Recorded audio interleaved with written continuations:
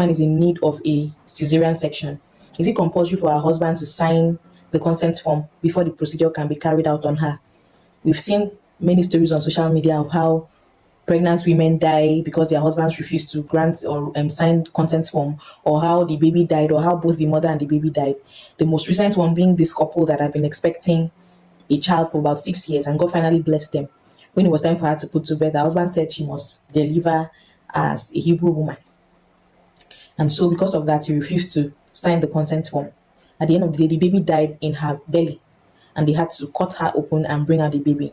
Joke's on you, because at the end of the day, who are we fooling? So now, is it compulsory for the husband to give consent before the surgery can be carried out? As long as you are of legal age, you are an adult woman, and you are not mentally impaired, you can sign the consent form.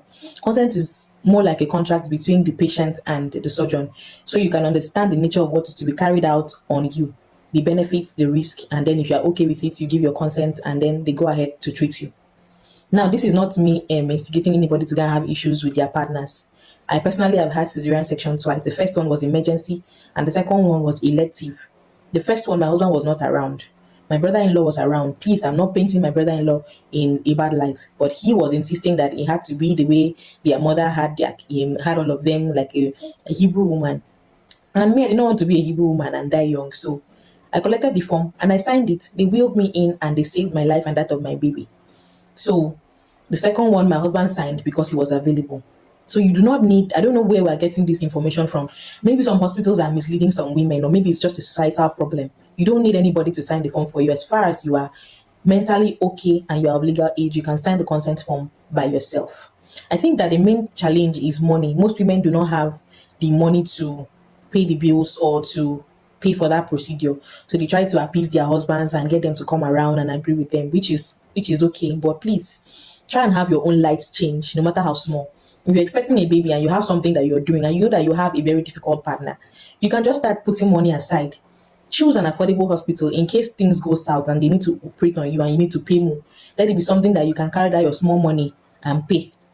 I know times are hard. You're going to say there's no small money anyway. But if you're going to have a child, you should be ready. I'm sorry to say, but you have to be ready. So you can just start putting small money aside just in case. Or at least you can have the deposit to give so they can start while you are in the hospital after you've been operated upon. Doors will open, people will come to your aid, or maybe your husband will come around and pay the balance. But let it not be that you don't even have money to deposit. You know, we're in Nigeria. If you don't make a deposit, nobody's going to touch you, except it's a miracle or people are just merciful towards you. Another thing, I think it's a societal problem. It's a problem with the society that women should submit. Of course, you should submit to your husband as a Christian, but that this thing that women have to submit to death, that is, you are dying, you're saying that you're going to die. So you don't want to be a bad wife. So your husband is being unreasonable and you have money to pay, but because you want to submit, you now die. And you think that the world will pause for you. They play. We will not pause for you. If you lose your life because of foolishness, we'll cry small and we'll move on. Marry a kind person, have your own money no matter how small, know when to take reasonable decisions. If na quarrel it won't be, when I go quarrel the quarrel later. What is important at that very moment is for your life to be saved and that of your child. When you come out, if he wants to be angry, let him be angry. People sort it out later. You are alive and your child is alive. And I pray that every woman in this situation, God will show you mercy and give you wisdom to navigate through it. Thank you very much. I hope you learned something from me today. If you did, kindly follow my page. And if you're seeing this on YouTube, kindly subscribe. And I'll see you very soon with another informative video. Have a nice day.